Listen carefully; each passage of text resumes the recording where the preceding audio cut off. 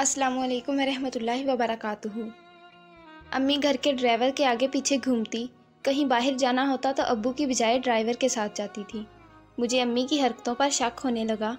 एक रात शदीद प्यास लगी तो पानी पीने के लिए बाहर आई तो अम्मी के कमरे से आवाज़ें आ रही थी। झांक कर देखा तो जान निकल गई क्योंकि ड्राइवर अम्मी के आगे। नाज़रीन, मेरे इस चैनल की हर न्यू वीडियोस देखने के लिए चैनल को सब्सक्राइब कर लें, शुक्रिया। मेरा नाम रामीन मलक है। खूबसूरती मुझे अपने वालिद मोहतरम से विरासत में मिली थी। मेरे वालिद मोहतरम का नाम शाहज़ैन मलक है।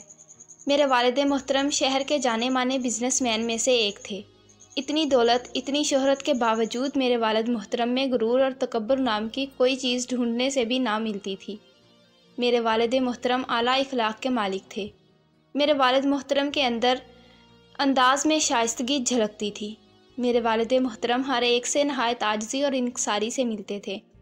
मेरे वालिद मोहतरम का कहना था कि इंसान मिट्टी का पुतला है और उसे मिट्टी में ही मिल जाना है, तो गुरूर किस बात का, किस बात की अकड़। ये सब सिर्फ़ एक ही सिफ़त पर अच्छी लगती हैं, वो जो रहमान है, रहीम है, जो इस जहां में हर चीज़ पर कादिर है, जो सातों आसमान और ज़मीन और उनके दरमियान मौजूद हर शय का मालिक है, खालिक है। वो ही पैदा करने वाला है, वो ही बनाने वाला है। उसके कब्ज़े में हमारी जान है। वो अगर चाहे अमीर को गरीब और गरीब को अमीर कर दे। वो आजिज़ी को पसंद फरमाता है, जो दिन को रात और रात को दिन बनाता है। बस वो ही है खुदा। ये फालतू अना और तकब्बुर के जहम में हम नाजायज़ काम करने लगते हैं, अपने से छोटों पर जुर्म करने लगते हैं, यतीम और मस्कीन का माल खा जाते हैं। हम इतनी घटिया हरकतें करते हुए ये तक नहीं सोचते कि दुनिया फ़ानी है, एक ना एक दिन इसको ख़त्म हो जाना है। ये दुनिया सिर्फ़ एक मुसाफिर गाह है, एक इम्तहान गाह। उसके बाद हमको हमारे असल की तरफ जाना है, यानी मौत के बाद की ज़िंदगी। ये हमेशा हमेशा रहने वाली है, कभी ना ख़त्म होने वाली।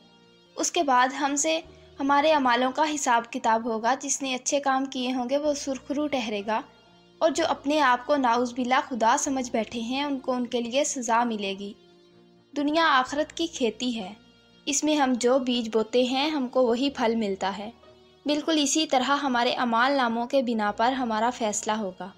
अल्लाह ताला राह रास्त पर लाने के लिए अंबिया कराम भेजे, हमारे ऊपर किताब नाज़िल की ताकि हम राह रास्त पर चलें और अंबिया कराम की ज़िंदगी को अपनाएं, ना कि नाहक कर जुल्म सितम के पहाड़ तोड़ दें। मेरे वालिद मोहतरम की बातें मुझ पर अंदर तक हिला देती थी। मैं भी वालिद मोहतरम की तरह थी, लेकिन वालदा मोहतरमा हम दोनों से थोड़ी मुख्तलिफ थी। मेरी वालदा मोहतरमा मुलाज़मीन को बेवजह डांटती रहती थी, ना उनकी उम्र का लिहाज करती थी। मेरी वालदा मोहतरमा का दिखावे का बहुत शौक़ था, हर तरह का फ़ैशन करती, लोगों की ड्रेसिंग सेंस पर उनका मजाक बनाती थी। मैं और मेरे वालिद मोहतरम उनको बहुत समझाते थे, लेकिन शायद वो समझना ही नहीं चाहती थी, इसीलिए उन पर हमारी किसी बात का कोई असर नहीं होता था। मैं अदब के दायरे में रहकर फ़ैशन करती थी और ऊपर हिजाब लाजमी लेती थी, लेकिन मेरी वालदा मोहतरमा इस बात पर मुझे टोकती रहती थी और मुझे कहती थी कि तुम्हारी ये ड्रेसिंग सेंस मुझे दूसरों के सामने शर्मिंदगी का एहसास दिलाती है। मैं अफसोस से अपनी वालदा मोहतरमा को देखती रह जाती थी। मुझे मेरी वालदा मोहतरमा की बातें बिल्कुल भी बुरी नहीं लगती थी, क्योंकि मुझको इल्म था इस बात का कि मैं हक़ पर हूँ।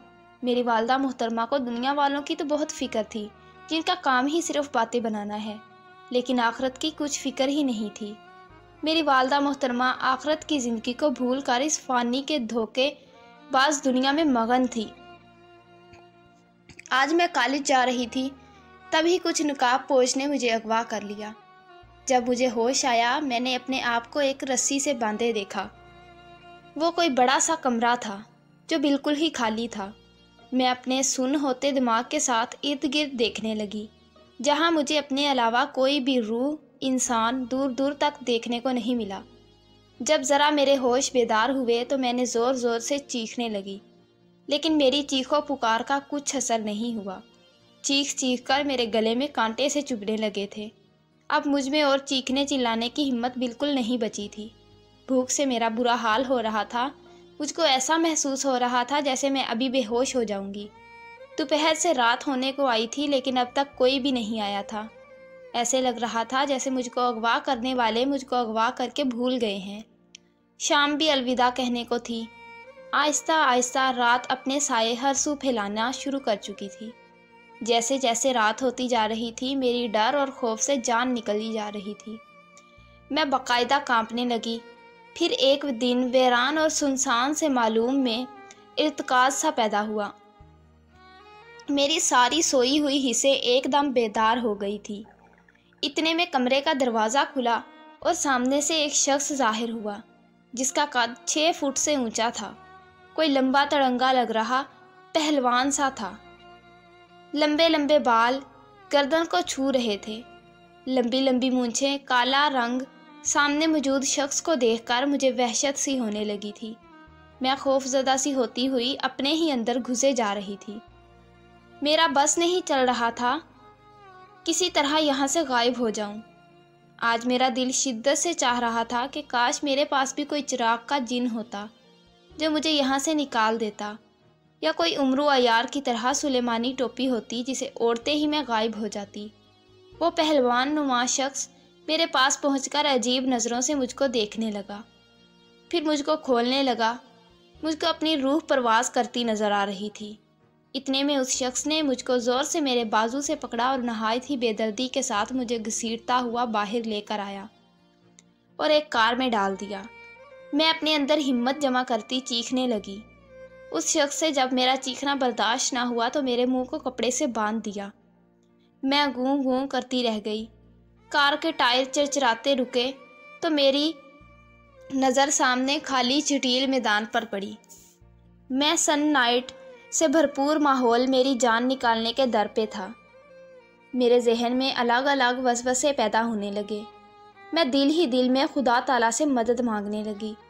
مجھے جتنی بھی قرآنی آیتیں یاد تھیں میں زبانی یاد کرتی تھی، میں ان کو ورد کرنے لگی۔ وہ پہلوان نما شخص باہر نکلا اور مجھ کو کھینچتا ہوا ایک پلر کے پاس لے گیا۔ مجھے سمجھ نہیں آ رہا تھا میرے ساتھ ہو کیا رہا ہے۔ اتنے میں مجھ کو ایک اور کار کی ہیڈ لائٹ کی روشنی نظر آئی، ساتھ ہی ساتھ ٹائر چرچرانے کی آواز بھی سنائی دی۔ کار سے نکلنے والے شخص کو دیکھ کر میری آنکھیں خوشی سے دھمکنے لگی۔ ایک دم میرے خون میں روانگی سی آ گئی۔ مجھ کو جو اس وقت خوشی محسوس ہوئی تھی وہ میں بیان کرنے سے قاصر تھی۔ سامنے میرے والد محترم پوری شان سے برجمان تھے۔ میرا دل ہمک ہمک کر اپنے والد محترم کی طرف جانے کو چاہنے لگا۔ اتنے میں میرے والد محترم اپنے ہاتھ میں موجود بیگ کو ایک کونے میں لے جا کر رکھ آئے۔ میرے ساتھ موجود شخص نے مجھے ایک طرف کھڑا کیا اور بیگ لے کر وہاں سے روانہ ہو گیا۔ میں جیسے ہی اپنی والدہ محترمہ اپنے والد محترم کے سامنے پہنچی، میری آنکھوں سے آنسو زور و شور سے بہنے لگے۔ میں اپنے والد محترم کے گلے سے لگ گئی۔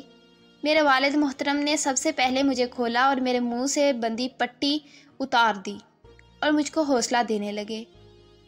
میری رو رو کر ہچکیاں بند گئی تھی۔ میرے والد محترم مجھ کو لیے گھر آ گئے۔ میں اب بہت خاموش سی رہنے لگی تھی۔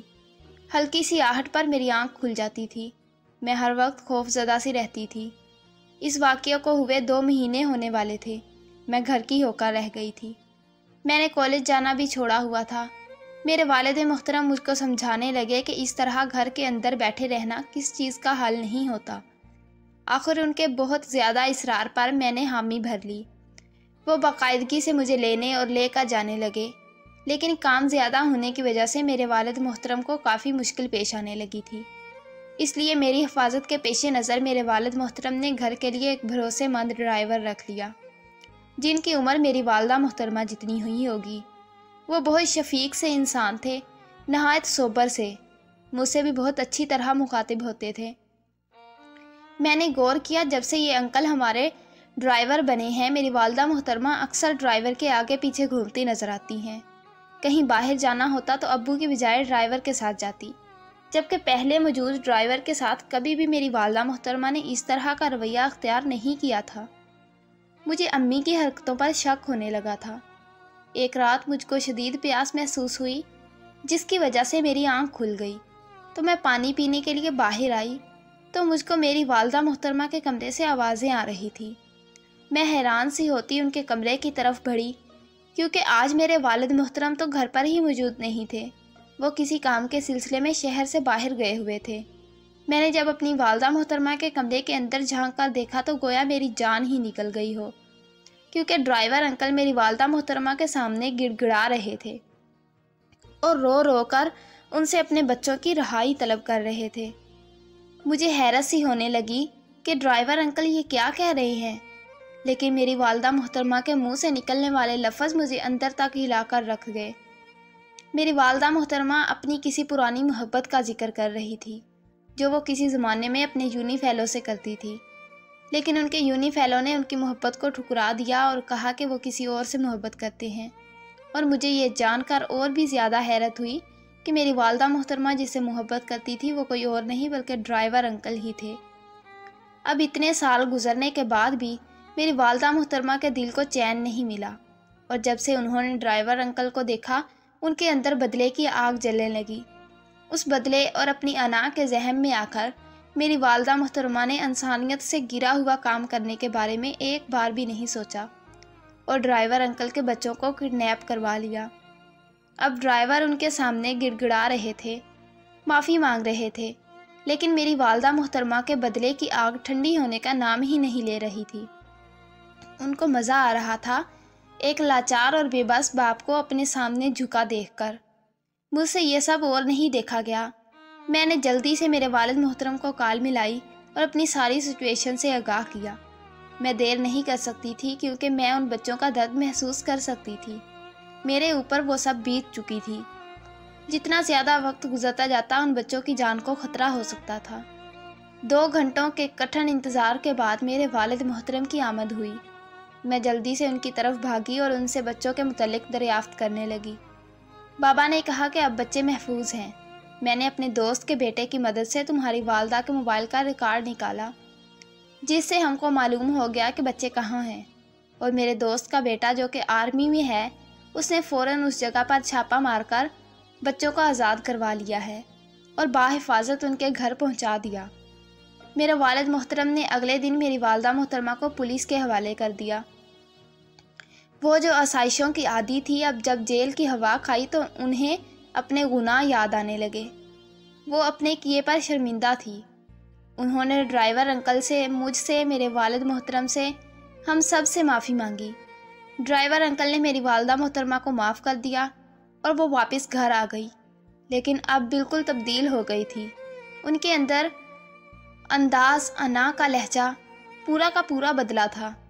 شاید اللہ تعالیٰ نے میری والدہ محترمہ کو ہدایت کے لیے چن لیا تھا۔ میں اور میرے والد محترم میری والدہ محترمہ کا یہ نیا روپ دیکھ کر بہت خوش تھے۔ اگر آپ کو آج کی ویڈیو اچھی لگی ہو تو ویڈیو کو لائک کر دیں اور میرے چینل کو سبسکرائب اور شیئر کر دیں۔ ملتے ہیں ایک نئی ویڈیو میں، تب تک کے لیے اللہ حافظ۔